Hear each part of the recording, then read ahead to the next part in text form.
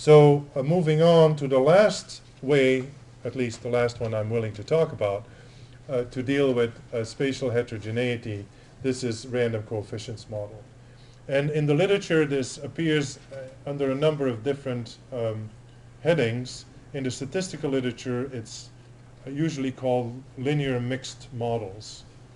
In the econometric literature, it's called random coefficient models. The essence is the same, is you divide up the parameters between some parameters that you take as fixed and some parameters that you let vary across observations. And the variation is random.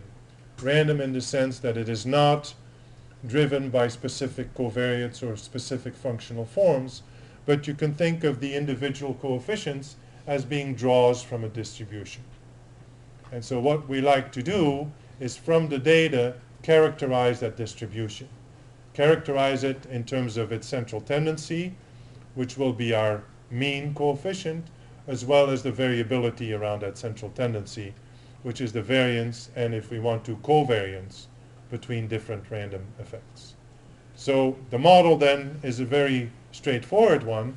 We have y explained in part by fixed parameters, x, beta, beta being the fixed parameters, and then some random parameters that are have other variables, like w are the other variables, but their parameters, their coefficients are not fixed, they're random. And to keep the system tractable, they're often set to have mean 0, but it doesn't have to be that way. You know, in the statistical literature, they're often set to have a mean of 0. In the random coefficient literature, they're often not standardized to have a mean 0, but the mean itself is something of interest. This is a subtle difference. The upshot, you can already guess what is going to go on. This creates a complicated error term, because since the alpha is random, it's not actually observed. It's a random variable. The w is observed, but the alpha is not.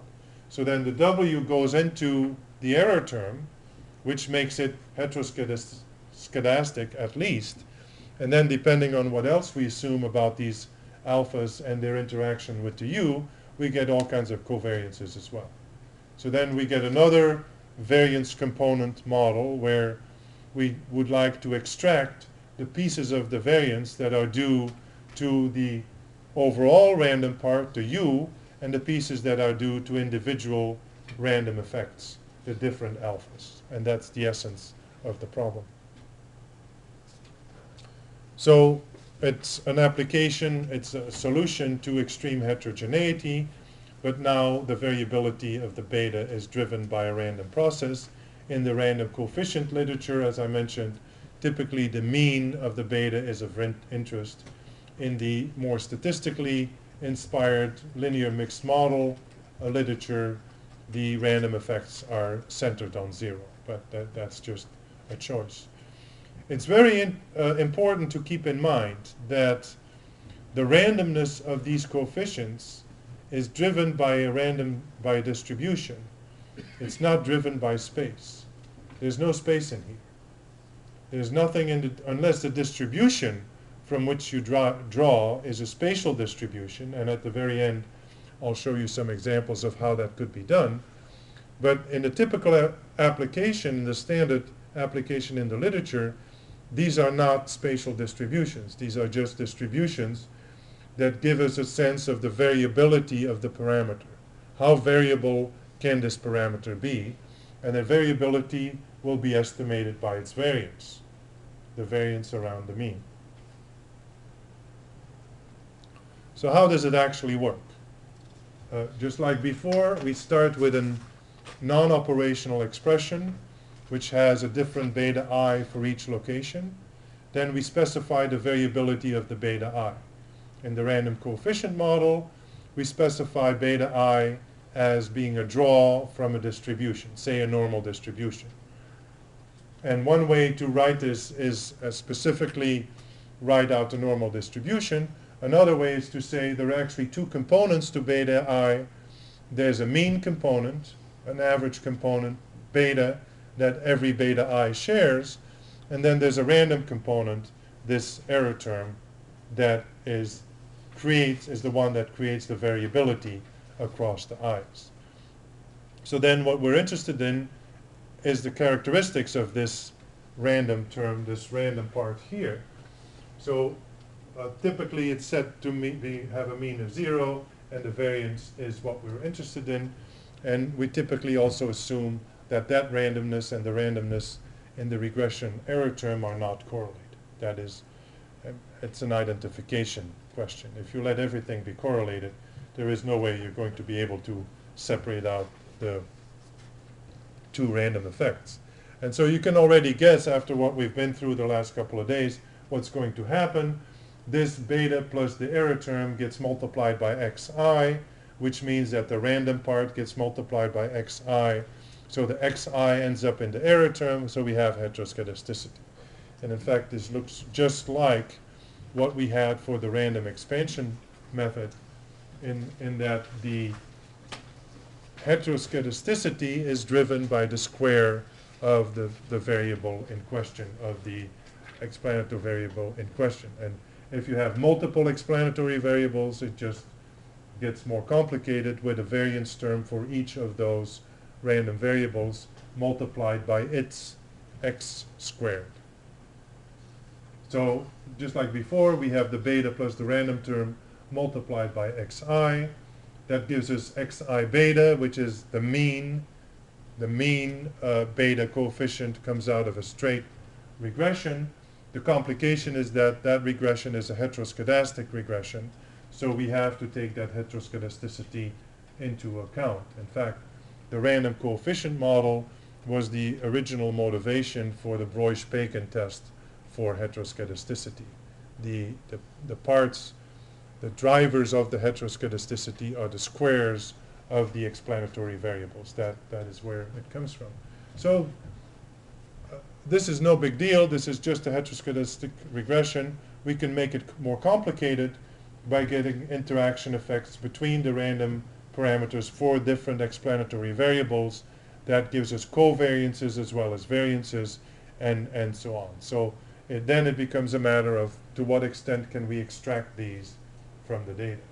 And just to give you an example of how you can get in trouble, a standard approach to try to get an estimate for the separate variance components is to run a regression of the squared residuals on xi squared.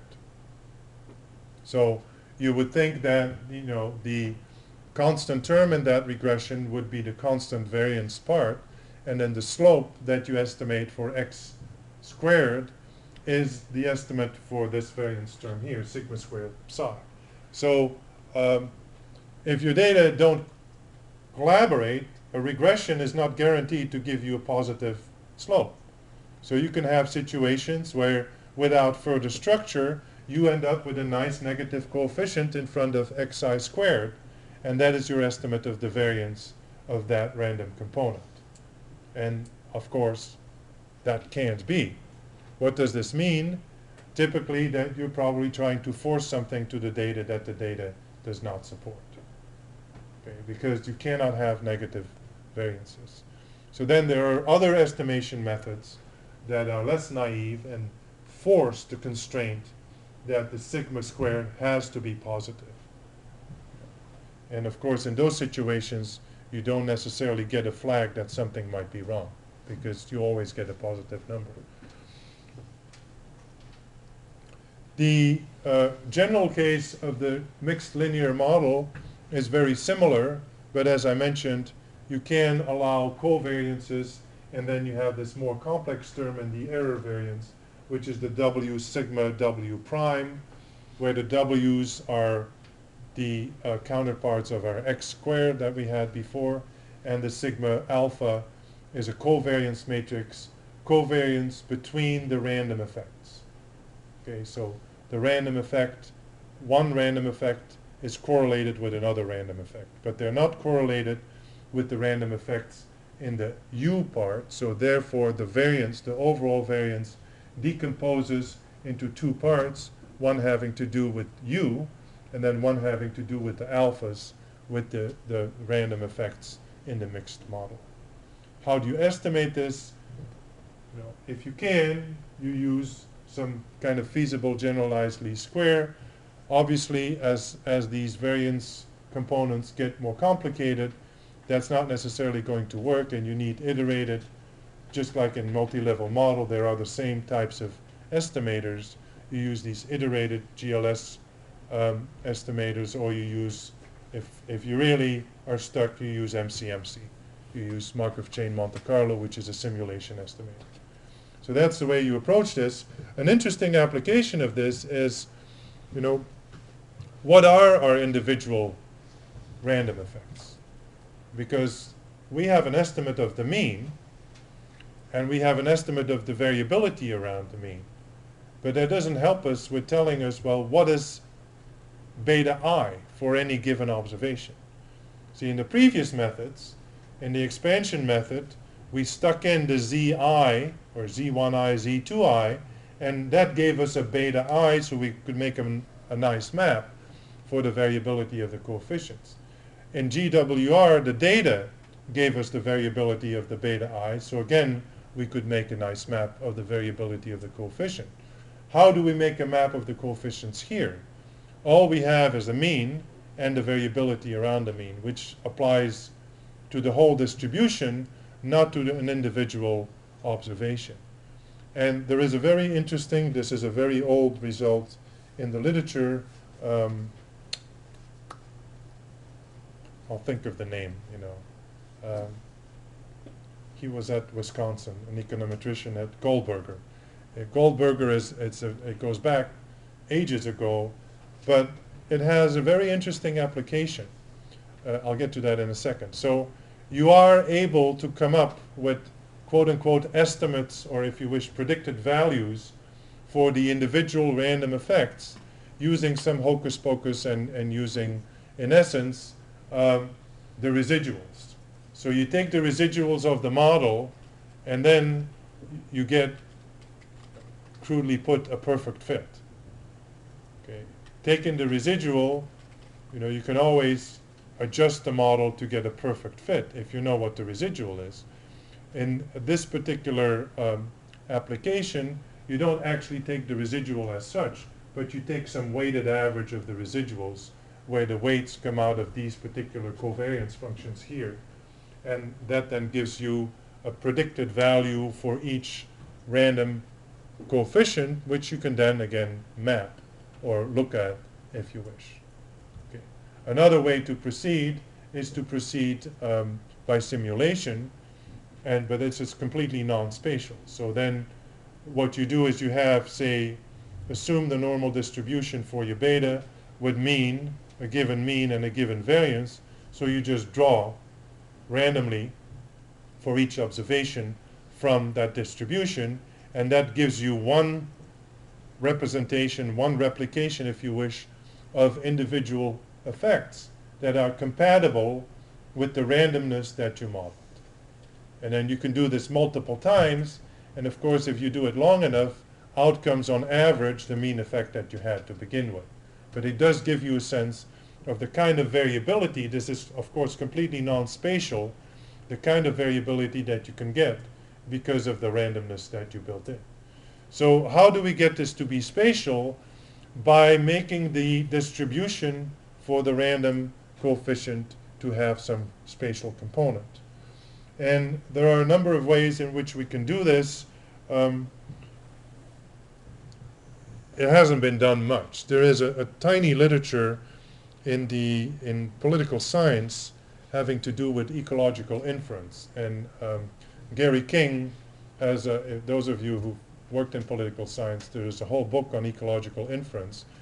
And the way that he approaches it is some kind of combination of constraints on the parameter space as well as simulation estimators. And the question where I got interested into this together with my colleague Wendy Cho is, to what extent does this ecological inference approach actually correct for spatial effects?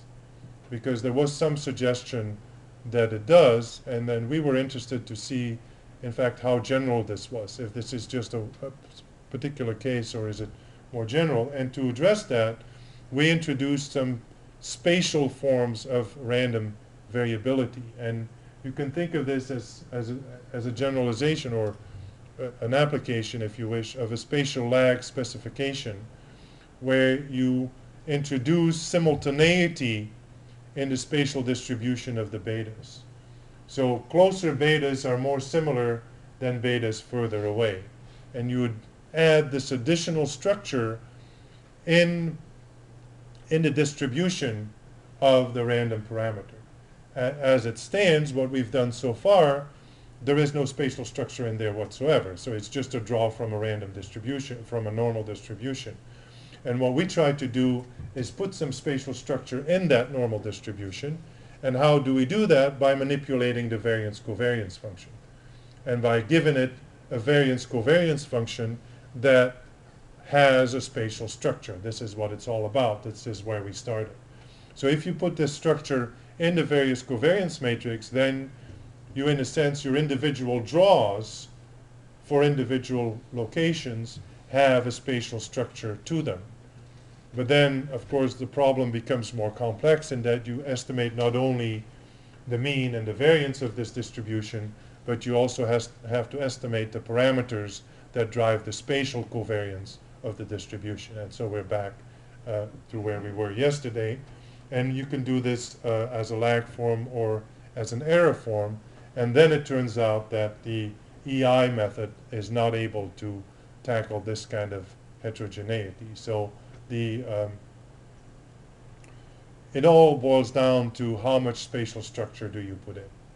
And we have never actually operationalized this. We've just used it in simulation experiments, but it is the only application that I know of, so that's not worth much, to try to put some spatial structure into these random coefficients. Then another way to put spatial structure into the random coefficients is to put them in a hierarchical fashion. And hierarchical as opposed to multi-level. And of course, multiple levels is also a hierarchy. And the terminology is very confusing. What I like to do is not call multi-level hierarchical, but call it multi-level, and then reserve the term hierarchical for the Bayesian hierarchical approaches. And you won't believe this, I'm going to talk about Bayesian statistics in 5 minutes. This could be a whole year's worth, but what I'd like to do is just give you a sense of what is going on in these hierarchical models, because for a lot of more complex model specifications, especially dealing with counts and other types of truncated dependent variables, the hierarchical approach seems to be the only feasible one to deal with this and to bring in some spatial effects. So we still consider, as before, the parameters as random variables, but in Bayesian statistics, everything is a random variable. So the data are random variables and the parameters are random variables. In contrast to classical statistics, where the parameters are constants. So when we talk about consistency yesterday and unbiasedness, the ideal is to find an estimate from the data, because the estimate is from the data, it is random, but the coefficient itself is not, is a constant. In Bayesian approaches, the coefficients are also random. Now, they can be almost constant. In fact, if you take a distribution with zero variance, then they are constant. But they don't have to be that way. And in fact, the way one progresses is by starting with prior notions about the distributions of the parameters and combining these with the data to get to better posterior notions about the distribution of the parameters. And a simple case to set the stage is, think of complete ignorance. You have no clue what the parameter might be.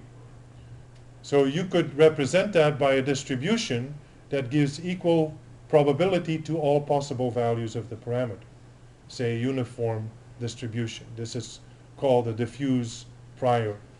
It's a prior that represents ignorance. There is no particular preference for any parameter value. So then you combine that distribution with the data in a particular fashion, which I'll get to in a second. And out of this comes, let's say, a normal distribution that is now centered on a particular mean and has a given variance.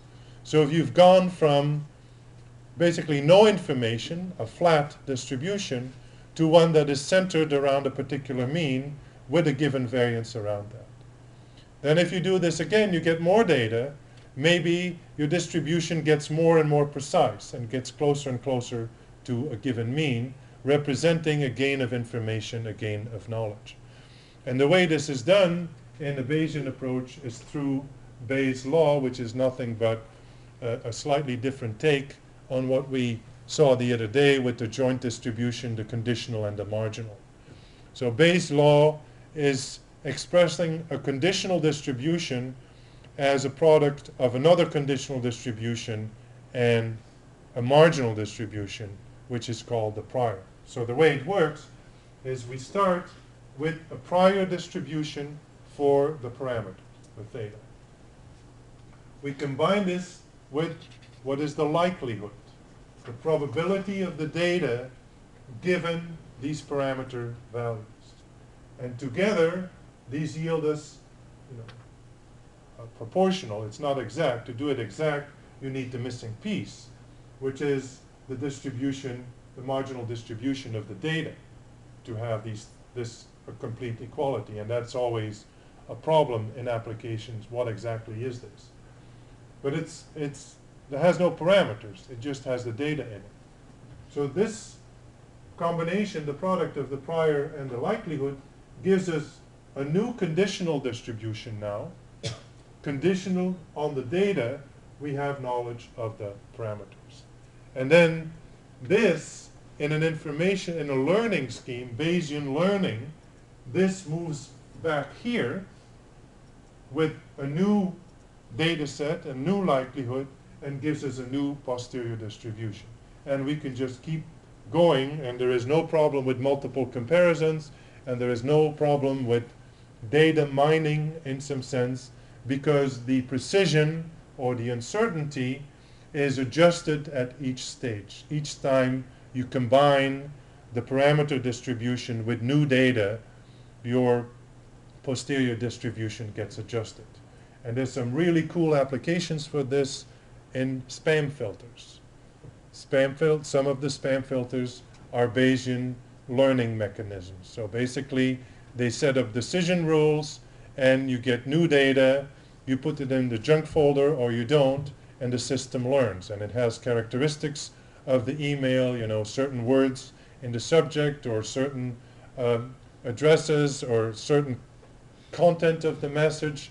And as you learn from this, you build up a model that says, given the data, I can tell you what is the probability that this is spam.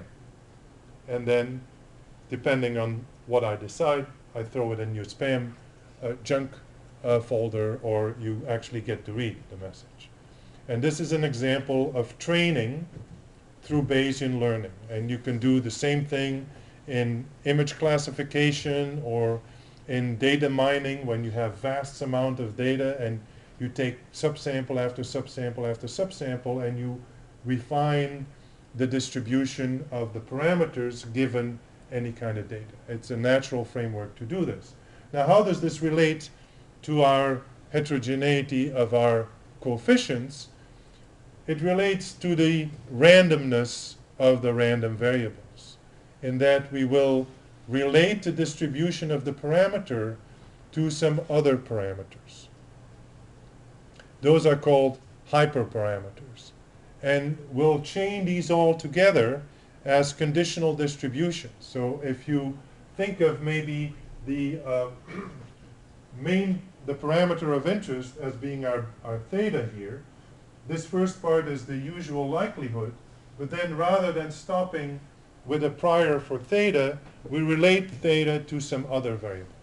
And let me be specific. Let's say, rather than saying our beta has a mean of beta and a variance sigma square, we say the mean of this normal distributed variable itself has a distribution.